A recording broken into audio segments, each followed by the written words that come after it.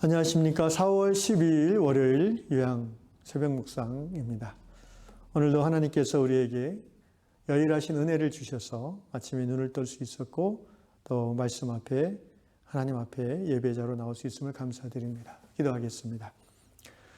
좋으신 아버지, 언제나 우리를 사랑하시되 우리가 하나님을 사랑하거나 하나님께 가까이 있는 것과 상관없이 우리를 동일한 사랑으로 감싸주셔서 감사합니다. 주님이 이 새벽에 하나님의 말씀이 우리를 다스리며 특별히 하나님이 우리에게 허락해 주신 주님의 몸된 교회에 대한 꿈이 무르익어가는 시간 되도록 은혜 베풀어 주시옵소서. 우리 요양의 모든 성도들이 하나님이 기뻐하시는 교회, 오늘 우리 시대에 하나님의 살아계심을 드러내는 삶으로 드러낼 수 있는 그런 교회를 향한 같은 꿈, 같은 생각을 갖는 이 시간 될 수 있도록 성령님 역사하여 주시옵소서. 예수님의 이름으로 기도드리옵나이다. 찬송가 221장 주 믿는 형제들 찬양합니다. 주 믿는 형제들 사랑의 사귐은 천국의 교제 같으니 참 좋은 친교라. 주 믿는 자매들, 주 믿는 자매들 사랑의 사귐은 천국의 교제 같으니 참 좋은 친교라. 하나님 보좌 다 기도드리니 우리의 믿음 소망이 주 안에 하나라.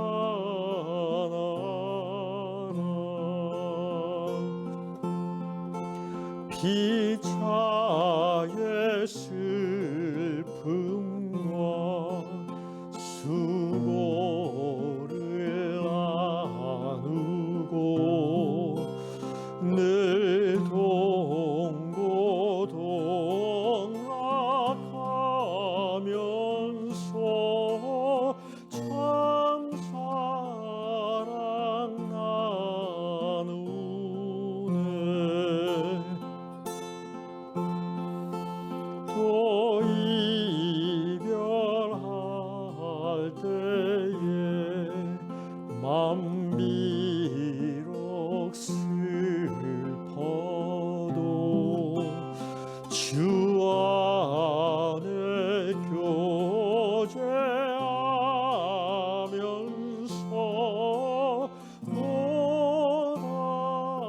또다시 만나리.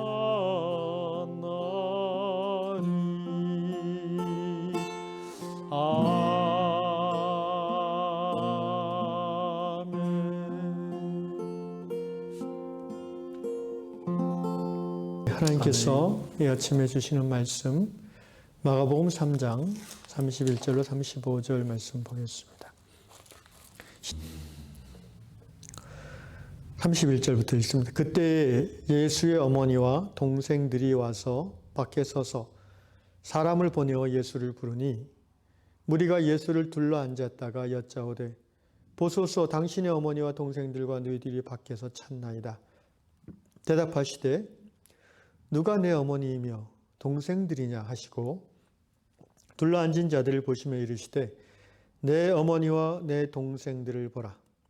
누구든지 하나님의 뜻대로 행하는 자가 내 형제요 자매요 어머니이니라. 아멘.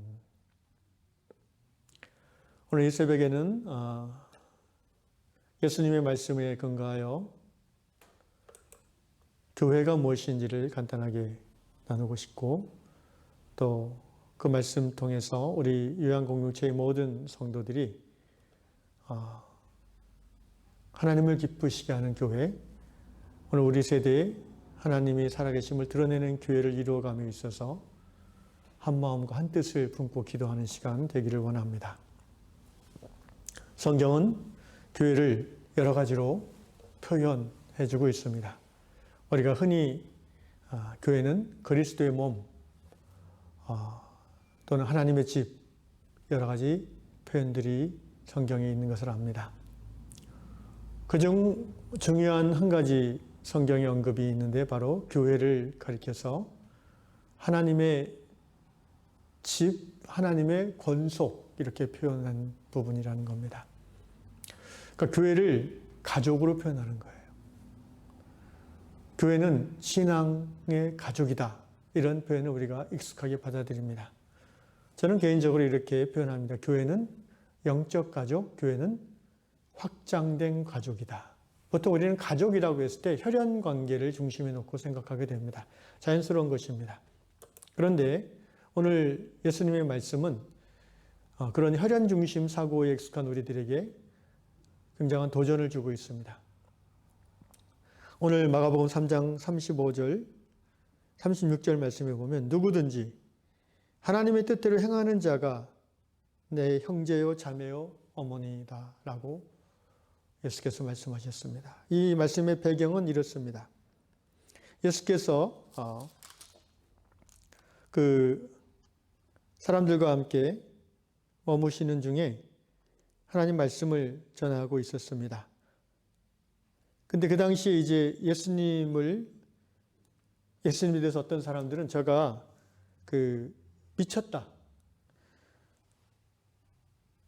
바알세불을 힘입어 귀신을 쫓아낸다.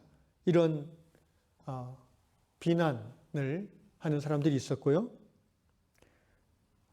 예수의 어머니와 그 가족들이 그런 소식을 듣고 걱정스러워서 예수님을 데리러 지금 문 밖에 왔다는 것입니다. 31절 그때 예수의 어머니와 동생들이 와서 밖에 서서 사람을 보내어 예수를 부르니 그래서 예수님에게 그 전갈이 전해졌을 때에 이렇게 전해졌습니다. 선생님이여 당신의 어머니, 동생들, 형제들 너희들이 밖에서 당신을 찾고 있습니다. 나오라고 합니다. 근데 예수님이 그 말씀을 들으면서 전갈을 들으면서 이렇게 대답합니다. 누가 내 어머니냐? 누가 내 동생들이냐? 그러면서 둘러앉은 사람들 이렇게 삐 둘러보시면서 내 어머니와 내 동생들을 보라. 사실 피 하나 섞이지 않은 사람들이 지금 둘러앉아서 말씀을 듣고 있지 않습니까? 그런데 예수께서는 내 어머니와 내 동생들이 여기 있다라고 하셨어요. 그러면서 이렇게 정리하셨습니다. 하나님의 뜻대로 행하는 자가 예수의 형제요, 예수의 자매요, 예수의 어머니요, 예수의 동생이라는 거예요. 우리 요양공동체는 하나님의 뜻대로 행하는 살고자 하는 사람들이 모인 공동체입니다. 하나님을 아버지라 고백하고 하나님의 말씀을 삶의 진리로 붙잡고 무엇보다도 한 주 예수 그리스도를 인생의 주인이요 왕으로 받아들이고 따라 살려고 하는 사람들 아닙니까? 그리고 그러한 주님을 따르는 삶 가운데 성령의 인도하심을 동일하게 받아서 살아가는 사람들입니다. 우리가 세상의 모습으로 보면, 세상의 관점으로 보면 굉장히 서로 다 다릅니다. 태어난 집안도 다르고, 이름도 다르고, 성격도 다르고, 출신도 다르고, 다른 것을 따지자면 굉장히 많아요. 그런데 그 수백 가지가 다 달라도요, 우리가 한 가지 같은 게 있는데, 이 한 가지 같음이 다른 99개의 다른 것을 다 상쇄하고도 넘친다는 겁니다. 그 한 가지 같음, 그게 뭡니까? 한 하나님을 아버지라 부른다는 거예요. 아버지가 같으면 형제자매죠. 아멘? 그렇습니다. 아버지가 같으면 형제자매예요. 오늘 주님께서는 하나님의 뜻대로 행하는 자, 근데 여러분, 하나님의 뜻대로 행하려면 어떤 사람이 돼야 돼요? 일단 하나님을 알아야 될 거 아니에요. 하나님을 모르면서 어떻게 그분의 뜻을 알고 행할 수 있겠습니까? 근데 하나님을 알려면 어떻게 해야 됩니까? 예수님을 믿는 사람이어야 됩니다. 오직 예수님을 믿지 않고는 하나님을 알 수가 없어요. 예수께서 내가 아버지께로 가는 유일한 길이다. I am the way. I am the way. 내가 하나님께로 갈 수 있는 유일한 길이다라고 선언하셨어요. 그러므로 예수 믿고 죄사함 받아 거듭나서 하나님의 자녀되고 하나님을 아버지라고 부르고 고백하고 깨닫게 된 사람은 이제 하나님을 알고 하나님의 뜻이 뭔지를 조금씩 깨달아지면서 그 뜻이 좋아서, 하나님이 너무 좋아서 하나님의 뜻대로 살아가고 싶은 마음이 생기는 거예요. 율법과 다릅니다. 하나님과 인격적 사귐이 없이 나의 윤리적, 도덕적 그 사회가 주장하는 그런 기준에 맞춰서 이렇게 해야 돼, 맞네, 지적으로 동의하고 그렇게 안 하는 놈은 무가치한 사람, 나쁜 사람, 그렇게 하는 사람은 훌륭한 사람, 뭐 이런 게 아니에요. 우리가 하나님의 뜻대로 행하는 것은요, 곧 말씀대로 율법대로 살려고 하는 거는요, 하나님이 좋아서 그렇게 하는 거예요. 이게 복음이에요. 하나님의 사랑에 감동되어서 그분의 뜻이라면 내 생명까지도 내려놓겠다는 이 고백이 있는 사람들의 모임이 교회인데, 주님은 그것을 가르쳐서 하나님의 가족이다, 하나님의 집이다, 이렇게 선언하셨습니다. 그래서 교회는 교회는 가족 같은 거야, 이렇게 얘기하면 안 됩니다. 교회는 가족입니다. 실제적으로 여러분 생각해 보십시오. 우리가 이제 어렸을 때는 형제 자매 누이가 동생이 막 굉장히 친하죠. 근데 이제 나이 들어서 각자 가정을 이루면 어떻게 됩니까? 부모님 뭐 생신이나 명절 아니면 못 봐요. 가족, 친형제 자매라도요, 1년에 몇 번 못 보고 몇 년간 못 보는 사람도 많습니다. 거기다가 부모님 돌아가시면 어떻게 됩니까? 옛날하고 달라서, 옛날에는 다 한 동네 살았기 때문에 정말 우애가 깊을 수 있었는데, 영어 속담에 유명한 말 있죠. No sight, no mind. 안 보게 되면요, 피를 나는 형제 자매라도요, 옛날 같지가 않아요. 그런데 여러분, 예수 믿으면 어떻게 됩니까? 일주일에 최소 한 번 밥 먹고요. 어떤 교회는 매일 모여서 밥 먹는 교회도 있어요. 그러니까 이거는 피를 나는 가족들하고의 만남의 횟수에 비교할 수 없어요. 절과 교회가 다른 게 뭔지 아십니까, 여러분? 우리나라 그 절에 다니는 종교가 불교로 되어 있는 사람들도 기독교 못지않게 많은데, 절은 1년에 한 번 가는 사람 많아요. 또는 부모님 주기, 제사에 가는, 뭐 1년에 가봤자 두세 번. 뭐 아주 힘든 일 생기면 또 이제 가는 분들도 있겠죠. 근데 교회는요, 기본 일주일에 한 번, 많으면 5번도 옵니다. 공동체의 어떤 그 관계의 긴밀함이 교회를 따라올 그런 공동체는 없습니다. 거기다가 교회는 어떤 이권이나 취향이나 어떤 사회적 성공을 위해서 모이는 단체가 아니에요. 그런 것들을 초월하는 가치관을 공유하는 사람들이에요. 그리고 교회는 이 세상에서 어떻게 우리끼리 잘해보자고 하는 그런 공동체가 아니잖아요. 이 세상에서 하나님의 뜻을 이루어 드리되 이 세상 떠나서도 함께하는 공동체예요. 여러분, 같은 피를 나는 가족이라도요, 신앙이 다르면 이 세상 떠나고 나면은 영원히 빠이빠이입니다. 정말 안타까운 일이지만 우리가 부모님이라도요, 예수님 안 믿으면 이 세상의 삶 이후의 영원한 삶에서 함께할 수 없는 거예요. 그런데 교회 식구들은 어떻습니까? 이 땅에서 뭐 5년, 10년, 20년 같이 하고 끝나는 게 아니에요. 여러분, 우리가 앞으로 살아갈 세월은요, 죽은 다음에 훨씬 더 길어요. 그러니까 교회에서 서로 이렇게 원수 맺으면 참 힘듭니다. 빨리빨리 푸셔야 됩니다. 뭐 교회 옮기면 되지. 예, 그런 가치관이 문제라니까요.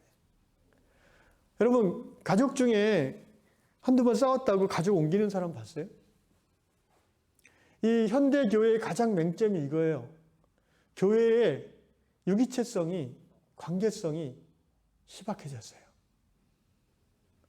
교회를 무슨 탁구 클럽이나 배드민턴 클럽으로 생각해요. 뭐 여기 아니면 저기 가지 뭐 이렇게. 뭐 하러 가시는 거예요, 거기? 가서 뭐 하시게? 예배 드리고 종교적인 위로를 얻고 뭐 인정받고 그런 맛에 가시게? 영원히 배고플 겁니다. 교회는 내가 대접받고 인정받으러 가는 곳이 아니잖아요. 교회는 하나님을 섬기고 그 섬기는 마음으로 내가 섬기러 가는 곳이잖아요. 그러니까 자꾸 교회를 옮기시는 분들은요, 미안한 말씀이지만 신앙의 본질을 아직 잡지 못한 거예요. 여러분, 교회를 새로 오고 교회를 떠나는 것은요, 하나님에게 결제받아야 되는 상황이에요. 좀 집에 이사를 가가지고. 이사 가지 마세요. 왜 이사를 가요? 우선순위가 지금 신앙이 아니라 세속의 삶의 우선순위이기 때문에 그렇게 생각이 드는 거 아니겠습니까? 신앙은요, 액세서리가 아닙니다, 여러분. 신앙은요, 나의 존재를 드러내는 한 부분이 아니에요. 신앙은 그냥 나예요. 나의 존재 자체가 예수 안에 있는 거예요. 여러분이 걸고 다니는 십자가 목걸이만큼의 신앙만 갖고 있다면 그렇게 행동하셔도 돼요. 애들이 학교 때문에 좀 이사를 가야 되는데 그럼 너무 멀어가지고요. 집 앞에 교회 나갈게요. 그런 이유로 여러분 가족도 옮기시고 친형제 자매랑 안 만납니까? 저는 우리 위안공동체 제가 온 것이 하나님의 인도하시며 영원부터 계획된 하나님의 뜻인 줄로 믿습니다. 그리고 우리 가운데 저를 포함해서 누구라도 이곳을 또 떠나서 다른 곳으로 갈 때에는 하나님의 분명하신 뜻이 있는 줄로 믿습니다. 예를 들면 우리 가운데 어떤 분을 선교지로 파송할 수도 있고요. 또 우리 가운데 어떤 분을 다른 도시의 교회를 개척하기 위해서 파송할 수도 있습니다. 교회는 하나님의 가족입니다. 하나님이 아버지시고요. 예수님은 우리의 큰형님, 큰오빠예요. 신나지 않습니까? 예수님이 우리 큰형님이에요. 자매님들한테 큰오빠예요. 여러분, 이 자매님들, 나는 자매가 아니라서 잘 그 감정을 이입을 하기는 어렵지만, 보통 물어보면 큰오빠 그러면은 굉장히 이게 나이 차이가 좀 나면서도 푸근하고 아버지가 없는 집에 아버지 역할을 하면서 그 막내 여동생 시집 보낼 때까지 알뜰하게 챙겨주는 그거 곱하기 100이 우리 예수님인 거죠. 그래서 저는 우리 위안공동체가 이 세상에서뿐 아니라 천국까지 함께하는 하나님의 가족이길 간절히 원합니다. 근데 이 땅에서 우리가 오늘 교회의 현실을 좀 돌아볼 필요가 있어요. 교회는 헨리 나우엔이 이런 말씀을 했어요. 이 유명한 미국의 하버드 심리학과 교수를 하셨고 또 카톨릭의 수사로 평생 독신으로 살았던 분이잖아요. 헨리 나우엔 제가 좋아하는 분 중에 한 분인데 이분이 결코 함께 살고 싶지 않은 사람과 언제나 같이 사는 곳. 그게 가족이고 그게 교회라고 하셨어요. 그러니까 이 말이 굉장히 경험에서 우러나오는 말씀이에요. 여러분 원수가 어디에 있어요? 가족 중에 있죠. 맨날 싸우는 사람은 가족밖에 없어요. 어쩌다 한번 보는 사람하고 싸웁니까 우리가? 잘해주려고 하죠 서로. 근데 가족은요 서로 사랑하다가도 또 어떤 날은 또 막 서로 심지어 욕하고 싸우기도 하고요. 지지고 볶는다는 게 그런 거죠. 교회도 마찬가지예요. 하나님의 가족이기 때문에 정말 내가 함께하고 싶은 사람만 교회에 있는 법은 없어요. 다양한 사람들이 모여있기 때문에요. 정말 저 사람하고 하고 싶지 않다. 좀 멀리 떨어지면 좋겠다라는 사람이 꼭 교회에 있습니다. 그런데 여러분 그거 아세요? 저 사람도 나를 그렇게 생각할 수 있다는 거를. 그래서 그것이 자연스러운 교회라는 거예요. 그럼 왜 하나님이 저 사람을 나와 함께 신앙공동체로 묶어놓으셨을까요? 내가 변화되길 원하시는 거죠. 내가 예수님 닮은 인격으로 성장하길 원하시는 거죠. 그래서 내 마음에 정말 안 들게 말하고 행동하는 저 사람을 어떻게 해요? 품기까지. 여러분 그런 기도 가끔 하시면서 하나님께 그런 말씀 드렸을 거예요. 저도 그런 경험이 가끔 있는데, 주님, 이 인간하고만 이렇게 안 엮였으면 좋겠습니다. 뭐 이렇게 기도할 때 있잖아요. 그럼 하나님이 뭐라 하신지 아세요? 나도 너 엮지 않았으면 참 좋았을 것 같았는데 어쩌겠냐 엮여가지고 네가 나를 믿고 내 자녀가 되었으니 내가 품고 갈 수밖에. 뭐 그런 마음을 딱 주시면은 굉장히 부끄럽죠. 교회는 가족이에요. 내가 마음에 안 든다고 왕따 시킬 수 없는 곳이에요. 오늘 교회의 또 어려운 점은 무엇입니까? 21세기 현대 자본주의 사회에서 이 가족으로서의 교회를 이룬다고 할 때 가장 큰 장애가 있습니다. 그건 뭐냐면은 다들 멀리 떨어져 산다는 거예요. 그러니까 집의 위치를 정하는 기준이 신앙이 아니에요. 여러분은 지금 사는 동네 정하는 기준이 뭐예요? 어떤 분은 교회 중심으로, 신앙 중심으로 그렇게 정하시는 분들도 꽤 있어요. 그런데 점점 나이가 젊어갈수록 집을 정하는 기준이 집값이에요, 집값. 전세값. 그리고 또 하나가 학군이에요. 또는 뭐 직장과의 통근거리예요. 그리고 그거를 당연하게 여겨요. 그런 부분에서 세상과 전혀 구별되지 않아요. 우리가 한 가족으로서의 교회를 이룬다고 할 때 가장 큰 단점은 서로 멀리 떨어져 산다는 겁니다. 여러분 생각해 보십시오. 초대교회, 2000년 전 초대교회, 예루살렘 교회 시작했을 때부터 최근 한 5, 60년 전까지만 해도요, 교회는 한 마을에 하나 있었어요. 마을교회였어요. 마을교회 말 그대로. 동네교회. 얼마나 좋은 이름이에요. 제 친구 목사님 중에 교회 이름이 동네교회예요. 일부러 그렇게 졌어요. 이런 의식을 가지고 교회를 이루고자 하는 거죠. 동네 작은 교회 이렇게 졌어요. 이름을. 근데 그 작은 교회가 지금 한 7, 8개 돼요. 개척한 지 한 10여 년 됐는데. 그러니까 일부러 키우지 않는 거죠. 그 목사님. 한 20명, 30명, 40명 되면은 15명을 분립해서 보내요. 그리고 큰 연대를 이루죠. 어떤 행사나 선교할 때는 같이 프로젝트를 운영할 수도 있죠. 어쨌든 너무 멀리 떨어졌어요. 옛날부터 교회는 원래 그러지 않았어요. 한 마을이었어요. 새벽마다 함께 예배당에 모여 찬송하고 기도하는 게 자연스러웠고요. 서로 집에 뭐가 있는지 다 알아요. 숟가락 몇 개 있는지 다 알죠. 그리고 그 마을에서 대개 다 직업이 있어요. 농사 짓고요. 밭일하고요. 또 공장 다니고요. 밤마다 교회에 모여서 좋은 일 있으면 모여서 잔치하고. 왜냐하면 집이 작으니까 다. 교회에 모여서 이제 잔치하고 마을 행사도 하고. 그게 자연스러운 거잖아요. 그 마을에 세속 문화, 더러운 문화가 들어오면 어떻게 돼요? 교회를 중심으로 거룩한 저항이 일어나요. 그래서 성도들이 마을 사람들과 함께 어우러지면서 마을 사람들을 도덕적으로, 윤리적으로, 영적으로 이끌어가는 중심이 돼요. 교회가 그 마을에서 존중받고 권위를 인정받는 거죠. 마을 공동체의 거룩함의 중심에 교회가 있는 것입니다. 이것이 정말 하나님이 기뻐하시는 교회라고 볼 수 있어요. 초대 예루살렘 교회가 그랬어요. 사도행전 1장에 보시면 교회에 나오지 않는 사람들도 교회를 어려워했다고 그랬어요. 경외하는 마음으로 성도들을 봤다고 그랬어요. 왜냐하면 그들의 삶이 세상 사람들인 자기의 삶과 너무 다르기 때문에. 어떤 면에서 달라요? 이기적이지 않고요. 대단히 이타적이에요. 그리고 세속의 유행과 사치와 이런 거 휩쓸리지 않는 삶. 충분히 배우고 가진 것도 많고 존경받는 사람인데도 대단히 검소하게 사는 거예요. 보니까 교회 장로님이에요. 이러니까 예수님을 모르는 이웃들도 존경하는 마음을 갖게 되고 전도는요, 말로 굳이 할 필요가 없는 거예요. 그게 교회입니다. 그러나 오늘 21세기 특별히 최근의 대도시의 이 사회 구조는 교회가 그렇게 공동체의 중심이 되는 것이 불가능한 구조입니다. 일단 너무 많이 밀집돼서 살아요, 사람들이. 그리고 다양한 종교가 어우러져 살죠. 또 사람들이 너무 바빠요. 성도들이 너무 바쁩니다.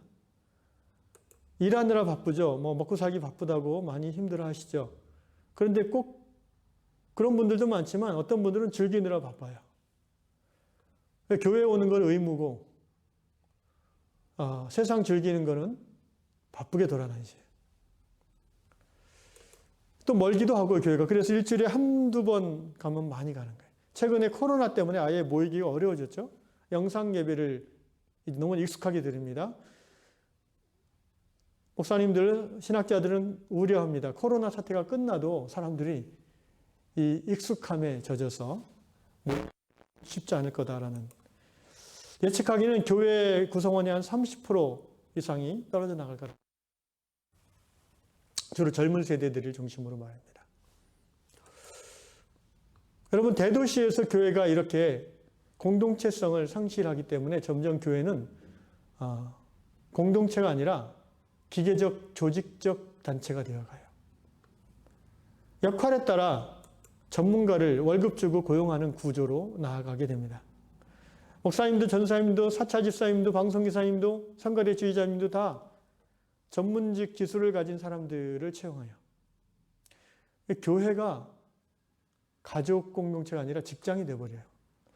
뭐 저희 같은 교회하고는 해당되지 않지만은 제가 알고 있는 분이 저 수지 지구촌 교회 거기 몇만 명 모이잖아요. 제 친구 딸이 거기 방송 팀원으로 취직이 됐어요.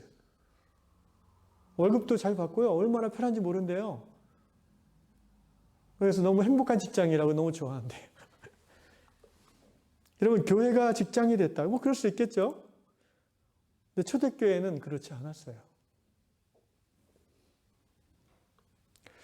직장에는 권력 구조가 존재하고요. 상하 관계가 뚜렷하게 존재할 수밖에.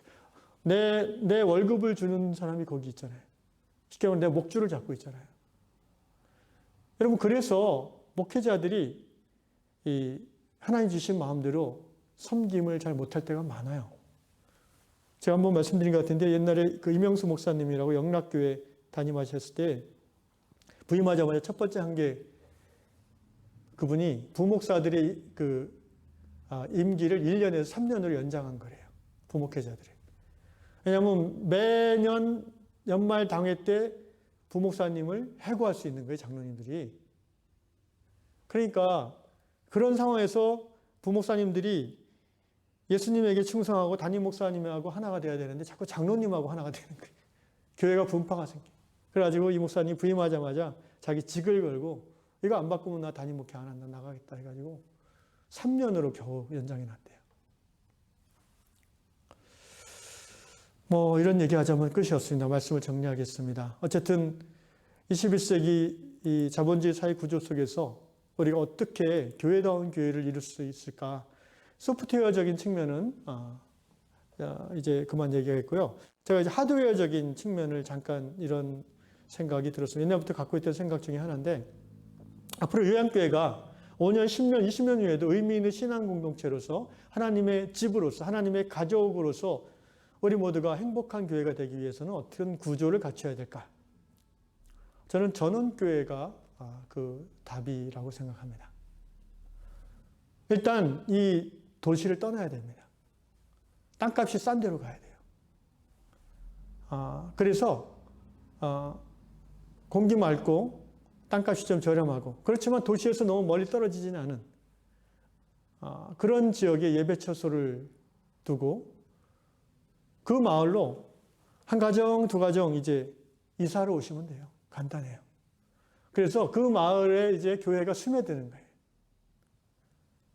그래서 보이지 않는 마을 공동체를 이루어가는 거죠. 우리 요양 공동체는 주로 50대, 60대가 중심입니다. 우리 요양교회의 특징이에요, 이게. 대부분의 교회들이 지금 그렇게 또 가는 추세이기도 하지만 억지로 우리가 젊은 교회로 만들어지기는 어려운 거예요. 그러나 적어도 젊은이들이 그 발걸음을 계속 이을 수 있는 교회 구조를 갖출 수는 있다고 생각해요. 그러니까 앞으로 5년, 10년 후에 우리가 전원교회를 이루는 거예요. 그래서 거기에 이사 가는 거예요. 그리고 자녀들은 그냥 도시에 사는 거죠.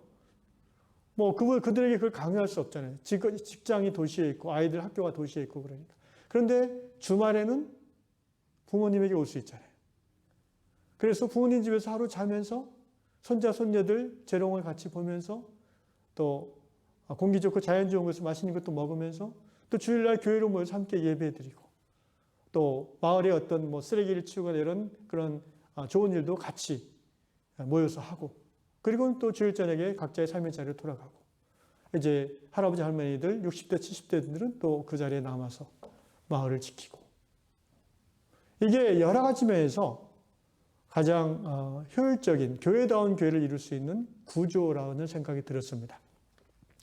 여러분 구조라는 거는요 그 내용을 담보하기 위한 형식이에요. 그래서 꼭 이런 교회의 구조가 정답이다라고 얘기하는 게 아니에요. 그런 것은 없어요. 그 주어진 교회의 부르심과 사명과 내용, 그 멤버들의 형편에 따라서 우리가 교회의 본질을 유지하고 잘 이뤄가기 위한 구조를 선택할 수 있는 거예요. 저는 우리 유양교회 공동체는 그런 구조가 가장 적합하지 않은가 생각을 합니다. 손자, 손녀들이 토요일 날 이제 또는 금요일 날 할아버지 집으로 오는 거죠. 할머니 집으로 와서 같이 할아버지 할머니랑 놀다가 토요일 날 이제 마을 개울가에서 거기 개도 잡고 숲속에서 다람쥐를 쫓아다니고 막 교회 손자들이 모이면 또 아글아글 할 거 아니에요. 그러면 걔들이 또 이제 친구가 되는 거죠. 신앙 친구가 되는 거예요. 자연스럽게 주일학교가 이루어지는 거예요. 그래도 걔들이 숲에 뛰놀다가 가재 잡다가 이제 배고프면 어디로 가요? 우르르 교회로 가죠. 그럼 할머니들이 모여 있다가 이제 간식 만들어 놓고 기다리는 거예요. 얼마나 보기 좋습니까? 자연스럽게 거기서 할머니들이 식사 기도를 통해서 아이들에게 신앙을 전수하죠. 또 사랑을 통해서 하나님의 사랑이 전달되는 거예요. 사랑하는 형제자매 여러분, 교회는 하나님의 가족입니다. 우리 앞으로 5년, 10년을 내다보면서 이러한 꿈을 갖고 이 새벽에 같이 기도하는 여러분 될 수 있기를 주의 이름으로 축원합니다. 하겠습니다. 사랑의 주님, 그렇습니다. 교회는 하나님의 가족입니다. 누구든지 하나님의 뜻대로 행하는 자가 예수님의 어머니요, 형제자매요, 가족이라고 하셨습니다. 주님, 혈연으로 이어진 가족이 참으로 귀하고 아름답고 소중하지만 그것은 우리를 영원한 생명으로 이끌어가는 그런 가족이 될 수는 없습니다. 주여, 우리가 살아있는 동안 우리의 혈연의 가족들을 하나님 가족으로 다 전도할 수 있도록 우리에게 긍휼의 마음, 복음 전도의 열정을 더하여 주시옵소서. 더 나아가서 우리 요양공동체가 어린아이부터 80대, 90대 노인에 이르기까지 마음껏 자기의 받은 바 은사를 받아 드러내어 섬길 수 있는, 그리고 정말 서로 화목하고 서로 사랑하며 그 지역사회, 그 마을에서 존중을 받을 수 있는, 그 마을에 큰 유익을 감당할 수 있는, 주님, 나이가 많다고 모든 측에서 배제되는 그런 구조가 아니라 나이가 많으면 많은 대로, 나이가 젊으면 젊은 대로 각자의 형편과 은사를 따라서 정말 섬기는 종의 마음으로 죽을 때까지 사랑하며 섬기는 행복한 교회 될 수 있도록 인도하여 주시옵소서. 예수님의 이름으로 기도드리옵나이다. 아멘. 하늘에 계신 우리 아버지, 아버지의 이름을 거룩하게 하시며 아버지의 나라가 오게 하시며 아버지의 뜻이 하늘에서 같이 땅에서도 이루어지게 하소서. 오늘 우리에게 일용할 양식을 주시고 우리가 우리에게 잘못한 사람을 용서해 준 것 같이 우리 죄를 용서해 주시고 우리를 시험에 빠지지 않게 하시고 악에서 구하소서. 나라와 권능과 영광이 영원히 아버지의 것입니다. 아멘.